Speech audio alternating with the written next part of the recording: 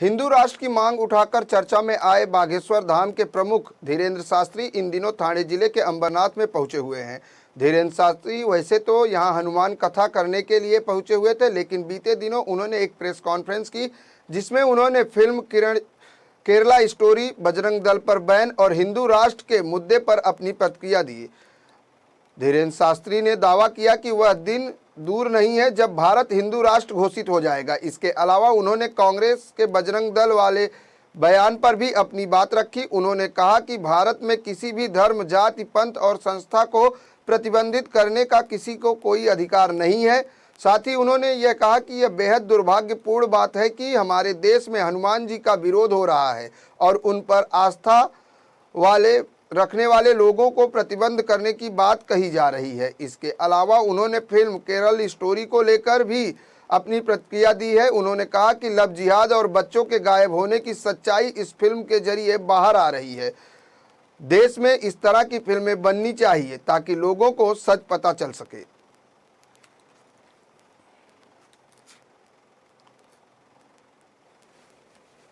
हनुमान जी के विरोध या संतों का विरोध, भगवान का विरोध करने का अधिकार, किसी भी भगवान की, किसी भी पंथ के भगवान का विरोध करने का अधिकार ना तो इस पूरी दुनिया में है, ना हो सकता है, ना भारत में किसी भी व्यक्ति को है। अपनी अपनी निजी आस्था है। अपनी निजी आस्था के आधार पर अपने अपने इष्ट के प्रति समर्पित रहना चाहिए। ये हमारा दुर्भाग्य है कि जो हनुमान जी का विरोध अगर कोई कर रहा तो ये देश का और हमारा दुर्भाग्य है जो ऐसे लोग यहाँ हैं। केरल स्टोरी के जो निर्माता हैं उन्होंने दावा भी किया है कि ये 3 लड़कियों की कहानी सत्य है, तो अगर ये यथार्थ पर फिल्म बनी आई सपोर्ट। और हम यही कहेंगे कि सत्य का उजागर होना ही चाहिए और सच्चाई एक ना एक दिन निकल कर आती ही है। और वर्तमान में प्रत्येक सनातनी हिंदू सत्य को प्रस्तुत कर रहा है। और लव जिहाद के विषय पर हम आपसे यही प्रार्थना करेंगे, हमारी बहन बेटियों को अब जगना चाहिए। हमने एक बात बोली थी, तेल का कनिस्तर होता है, उसमें हाथ डाल दीजिए, फिर तिल के बोरा में हाथ डालिए। जितने तिल आपके हाथ में छप जाएं, इतनी बार भी कोई दूसरे मजहब या पंथ का व्यक्ति सौगंध खाए तब भी एक तिल बराबर भरोसा नहीं करना। दुर्भाग्य है, ये हमारे आपके देखते हुए हो रहा है, ये दुर्भाग्य। ये सब चलता रहता है। देखिए, ये सब राजनीतिक विषय बनाने की कोशिश की जाती है, लेकिन हम सबके हैं। जो भी हमारे पास आएगा हम सबका स्वागत करेंगे। ना तो हम किसी पार्टी के हैं, ना हम किसी की फिक्स एजेंडे के हैं।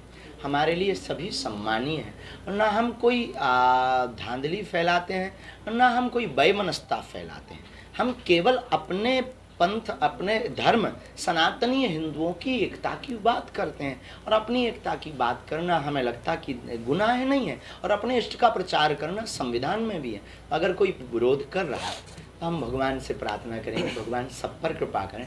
हमारे भी वो अपने हैं जो विरोध कर रहे हैं, जो हमारे साथ हैं वो भी अपने हैं, हमारा कोई भी।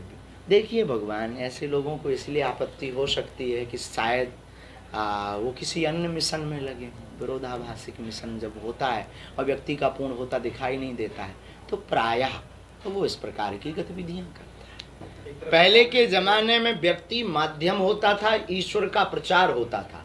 आज के ज़माने में ईश्वर माध्यम है, व्यक्ति का प्रचार होता है। और बजरंग बली के ऊपर बैन लगाना या बजरंग दल एक विचारधारा हो सकती है। विचारधारा में तरह तरह के लोग हो सकते हैं, लेकिन हनुमान जी के नाम पर बैन नहीं लगा सकते हैं आप हमारे राष्ट्र।